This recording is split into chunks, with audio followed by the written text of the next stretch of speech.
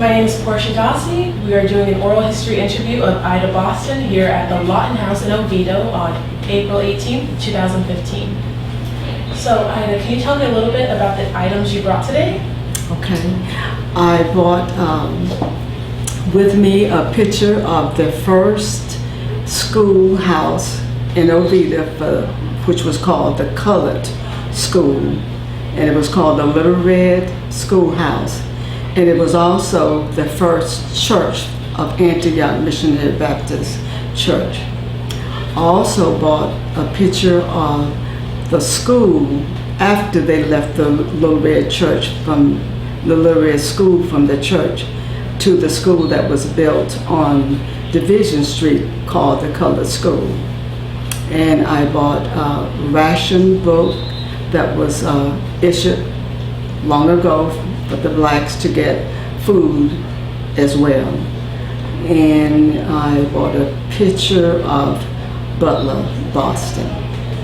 Tell me a bit about Prince Butler Boston and his significance to Oviedo. Prince Butler Boston came to Oviedo from where he came off of the plantation, the Atkinson plantation in Georgia. And at that time, he was known as Prince Butler Atkinson. But when he came to Oviedo, he did not want to carry the slave name, so he changed his name to Prince Butler Boston. So when we celebrate the family, we celebrate the Atkinson Boston family to make sure we keep the beginning name. And so his father brought him here, and once they got here, his father was named Atkinson. And so then he brought his son here, and then they set up here in Oviedo. And Dr. Atkinson was the first doctor of Oviedo. And so after that, a freeze came, and then Atkinson left, but he gave all of his land, which was 300 acres, to Prince Butler Boston. And that's where he started his family. And Prince was known to with a lot of dignity, and he was concerned about the black people that lived in Oviedo. And he was an encourager. He encouraged all of them that came if they could afford to buy property. So most of them that did have money, they bought property. So this was the purpose of Henry Jackson bought property. They named Jackson High School after him. He gave the land to them to build the school, Jackson Heights School. And Prince Butler owned all those 3 acres of land that he had orange trees on. So he was also a carpenter. He built his own house. His house had 17 rooms. He had 10 children, and each one of those children had their own room. So I have a picture of the house that I didn't show, but I can show that picture of the house to you so you can have that. And he had 10 children, sent all of them to college.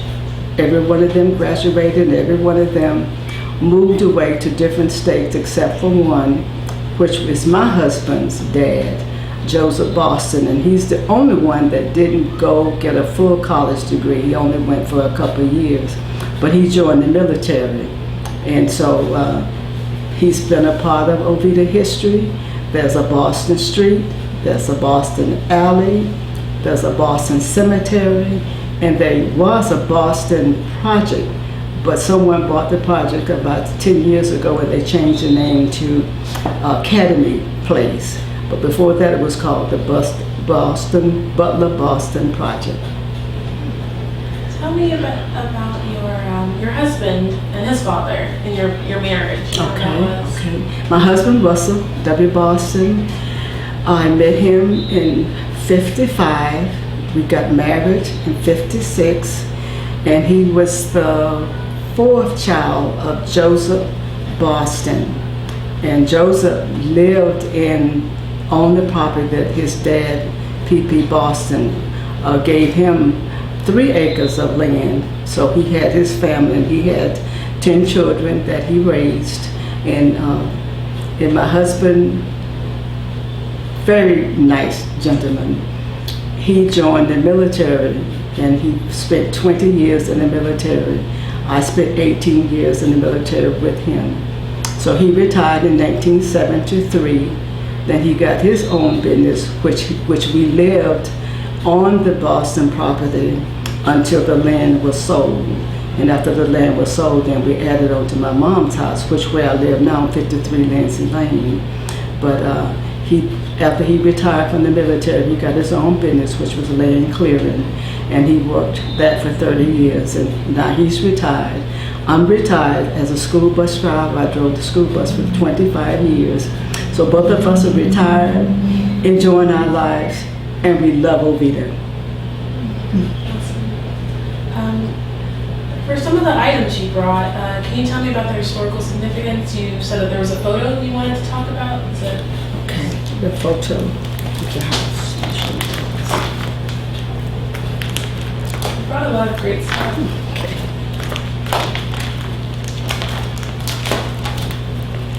This is our history book. Okay. This is a little bit.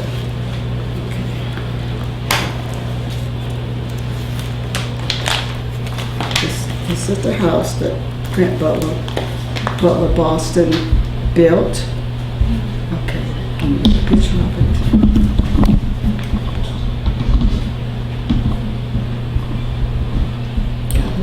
Do you know what year that was built in? No, I don't know what year. But all I know, it has the 17 rooms. It was a beautiful home, and it was built around a lake that was 7 miles long, and it's where the Canterbury Retreat is now. And then the lake is still there. The lake was named Lake Jim, and it was named after his girlfriend before he married Julia. So he named the lake so he could keep her in his mind all the time. I'll show you a picture of the lake, which is a beautiful lake, which all of the Boston family learned to swim in the lake.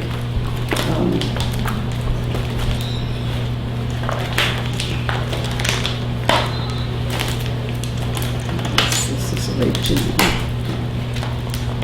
And it's still there right now. But it's just not there as large as it used to be. They're filling a lot of the lake. But this is called Lake Jim, and it was a lake that right around the house of Prince Butler Boston.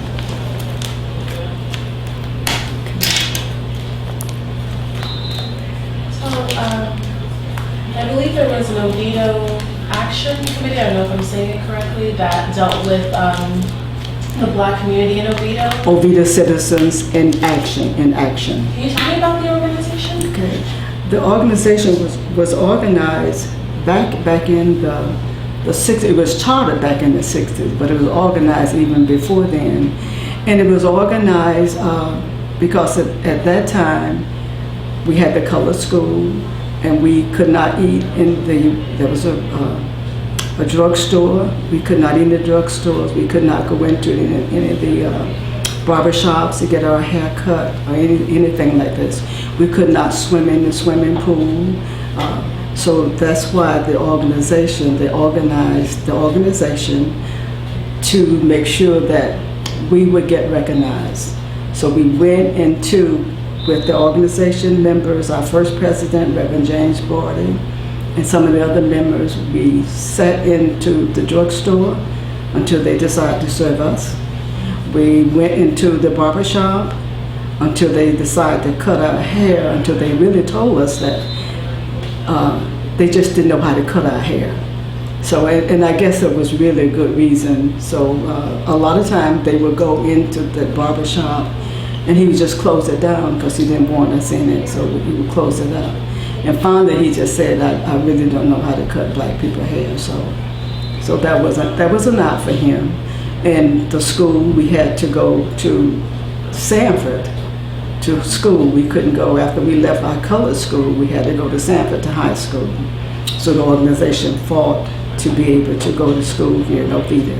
So during the civil rights fighting and so forth, that's when we were able to not have to go. We had to catch the bus. We had to walk to Oviedo town, no matter where we lived. The bus came through Oviedo.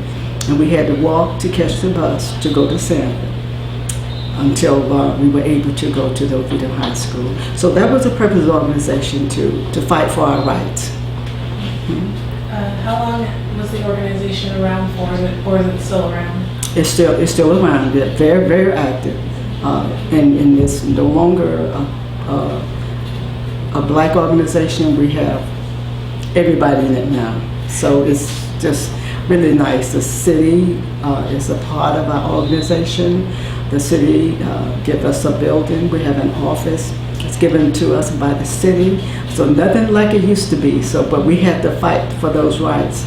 So we got those rights, and the organization is 46 years old.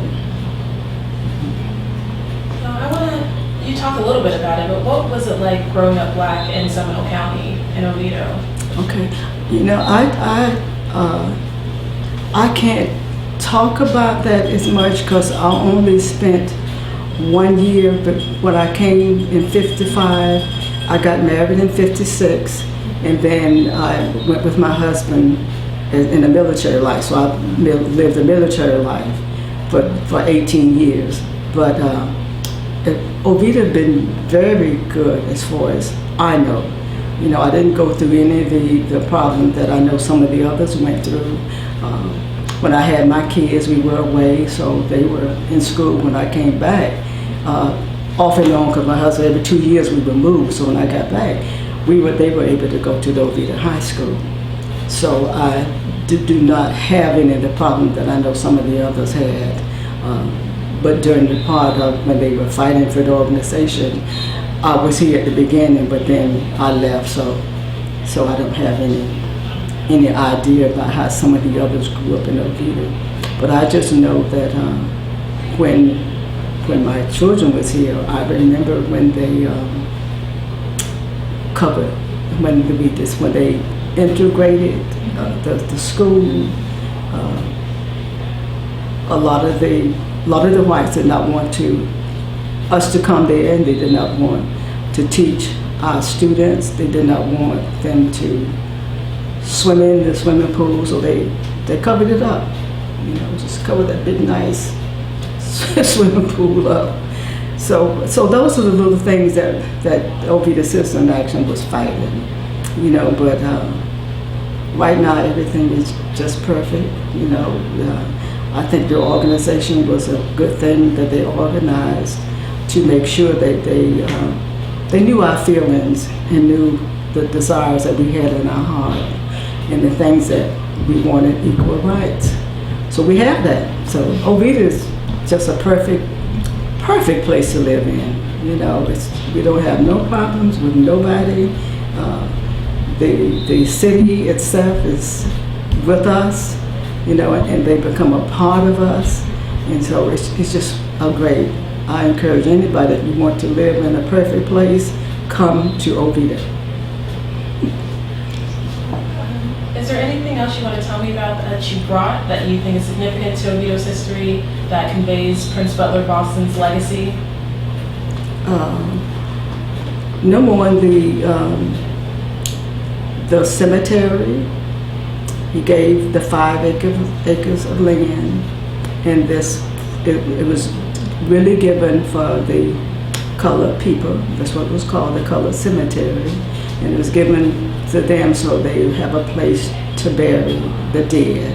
Because the only other cemetery was the Methodist Cemetery, which is on 426. But it was, I know there's a few graves that's in that cemetery, but they had a hard time getting them to bury the blacks there. So at that time, but not now, that's not the problem now. So that was the purpose of him giving the 5 acres of land for the blacks to have a place that they could be buried free. So it would be free of charge. At that time, it's not that way now, but at that time it was free of charge. So that was the main thing that he did as far as the church. He put a lot of money inside of the Antioch church. He helped to build, he was a carpenter, so he helped to build some parts of the church. So that was his contribution the church and the cemetery, and the city of Oviedo really recognized him as being one of the leaders to encourage. They would go to him for whatever they needed to know, because he was like the spokesman for the black people of Oviedo. So that's how I always saw him. Is there anything else you'd like to tell us? I guess that's it. I hope it's interesting. Okay. Thank you so much for talking to us about this. Okay, thank you.